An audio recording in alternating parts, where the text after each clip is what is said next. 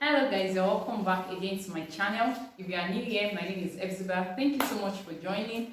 And if you are a returning subscriber, thank you so much for coming back again. I appreciate your loyalty and I do not take it for granted. Thank you, thank you, thank you. If you are a returning viewer who is here to subscribe to this channel, please hit the red subscribe button.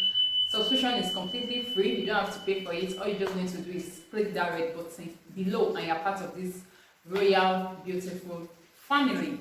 Guys, today I want to talk about something that is not popularly discussed or is not a common or a general topic in motherhood. And the reason why I'll be talking about this today is because I actually experienced this. I should say that I am still, working on it, getting better at it. But from the topic, let me just jump right into the discussion.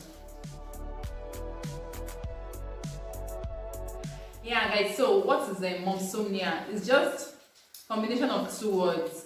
Mom, that is mother, and insomnia. So if you bring it together, you just make up a word called momsomnia, and it's just basically the inability to sleep once you become a mother, or the inability to sleep or to sleeplessness in motherhood. Yeah, I don't know, I think not everybody experiences this, but I happen to be I don't want to call myself a victim, but I happen to experience this.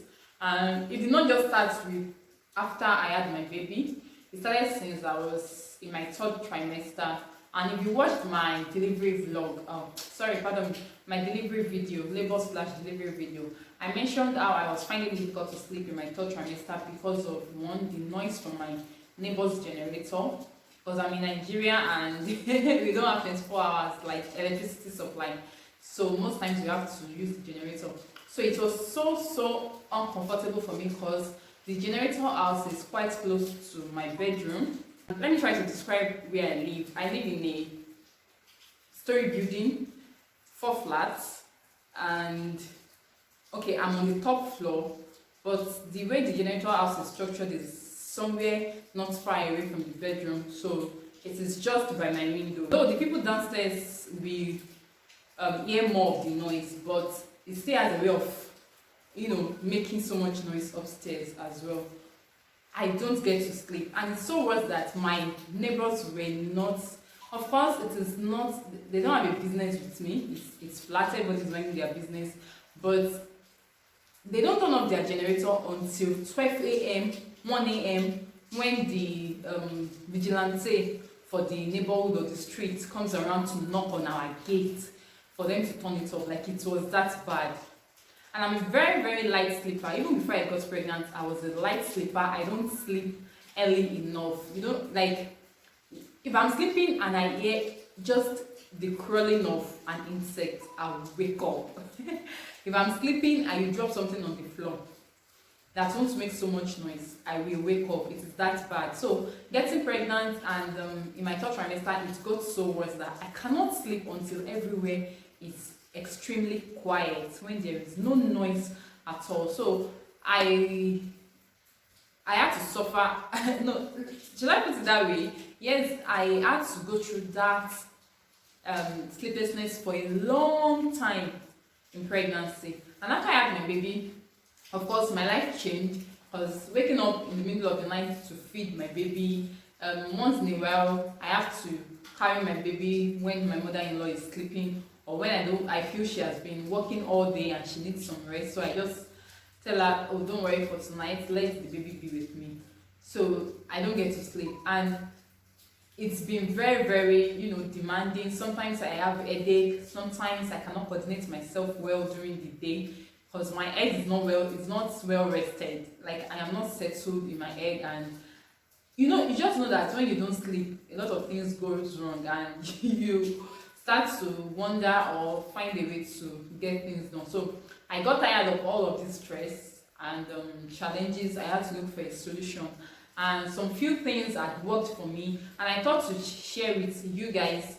I don't know, some people may, I'm sure they will definitely find this helpful. Don't let me say they may find it helpful, but I am certain people will find this helpful. So I thought to share on this channel to tell people how I dealt with it, and I'm very positive that it's going to help them. So the first thing I did was I had to reorganize my time, especially after my baby started sleeping at stretch.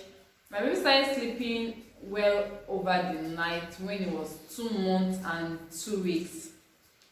What I mean is, he only wakes up to eat. It does not wake up to cry, or unlike the very first few weeks that I had him, and he wakes up to, cry, expect me to rock him. That time when the night time is daytime for babies. So he outgrew that 2 months and 2 weeks, and it makes life kind of comfortable or much more easier for me. So the only thing he does is he wakes up, eats, and once he's well satisfied, he sleeps back. He doesn't wake up to cry for a longer period of time. Although he has never been the crying type, everybody that meets my baby says it's calm, it's peaceful, oh, he doesn't cry, oh, he's a nice guy, things like that. So it's actually made life easier for me. How did I reorganize my life? I basically tried to reschedule my time. So I rescheduled my time and ensure that I do not get into bed late.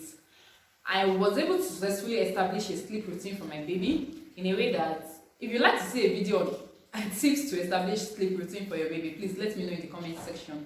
So in a way that the baby sleeps latest by 9 p.m. But on days when he sleeps early, he sleeps around 8 p.m. Except for days that I think he undergoes some developmental stages, and it's just as a way of resetting him, and sleep routine changes. But once that is over, then it gets back to his normal sleep routine. So except for just once in a month, he gets to sleep more during the day. So to get him to sleep late in the night becomes work for me to do. So he sleeps around 11 p.m, 12 p.m. I think it's just happened like once or twice in a month. So if you remove those days, then he has an established sleep routine for 8 p.m. Since my baby has developed or gotten adjusted to this sleep routine, I had to, readjust myself as his mom. So whatever I have to do in the house, whether cooking, cleaning, jotting down points, reading, and anything I have to do, I make sure that I try to finish it up before his sleep time, so that once he's ready to sleep, or once he's asleep in his bed, then I can also get to sleep. Then I get to achieve a longer hours of sleep before he wakes up at night to eat.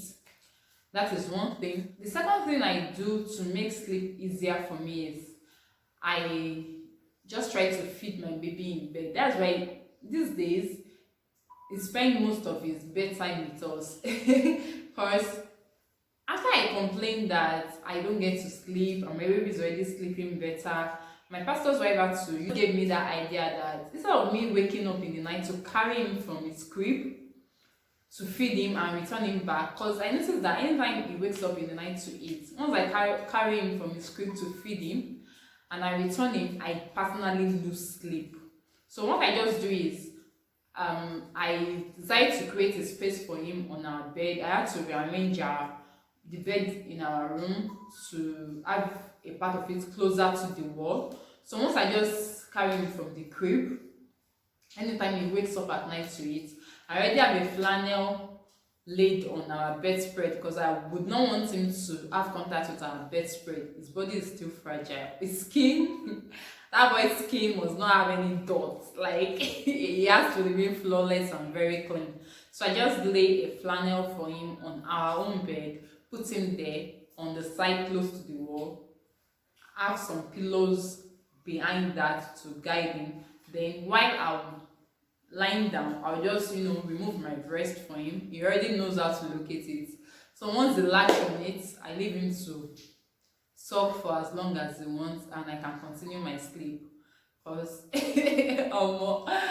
I need this sleep too. So I just leave him to latch, and once he's established that, I sleep off.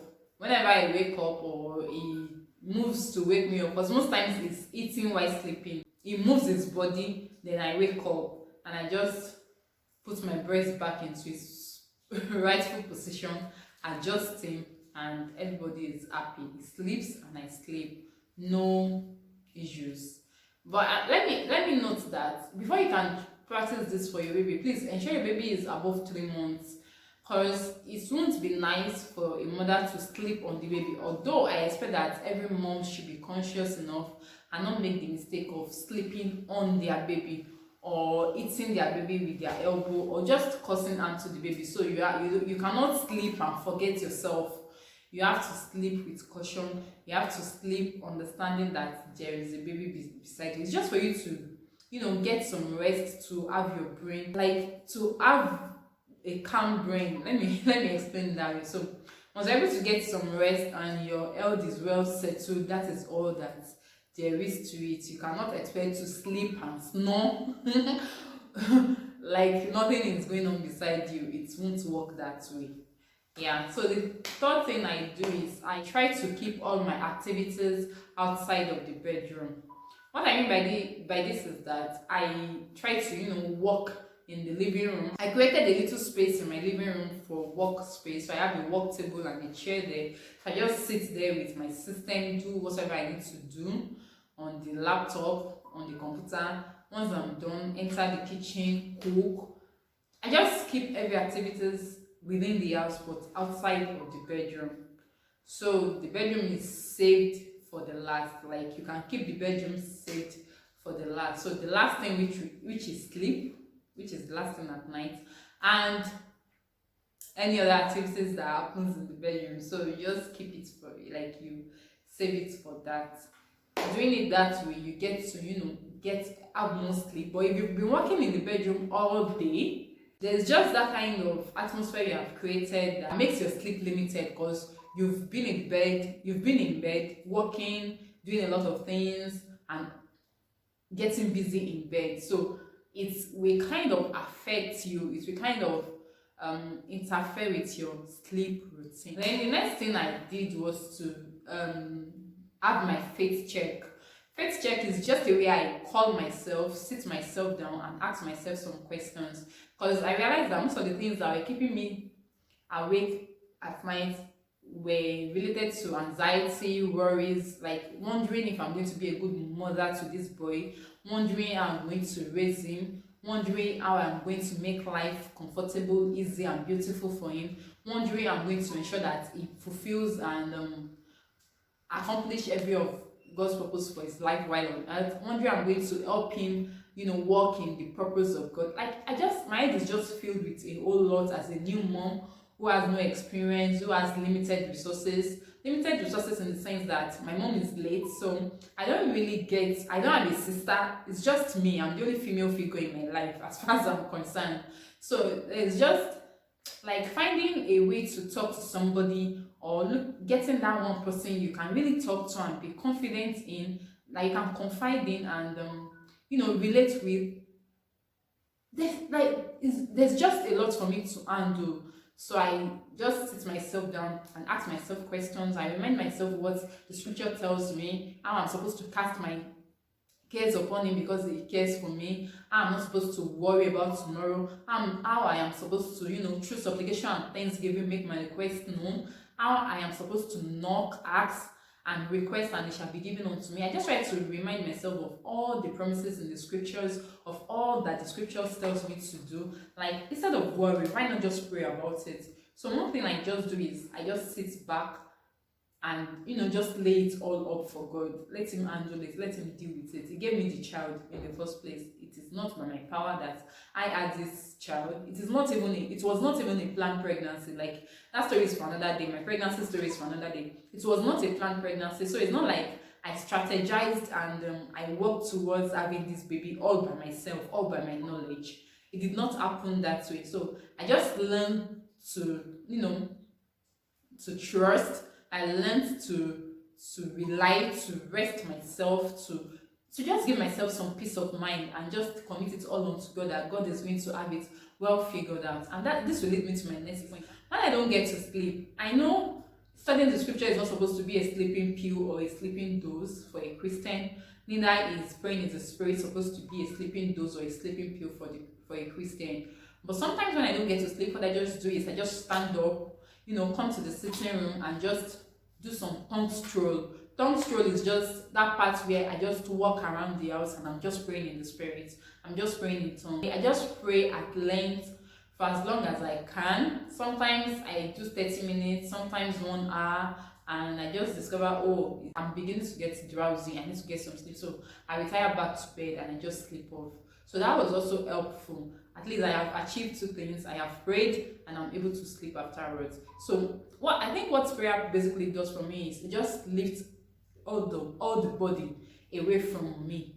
It just gives me that restful mind. It gives me the relaxation that I need to sleep, and it works beautifully well for me. I turn off the light in the room before I sleep.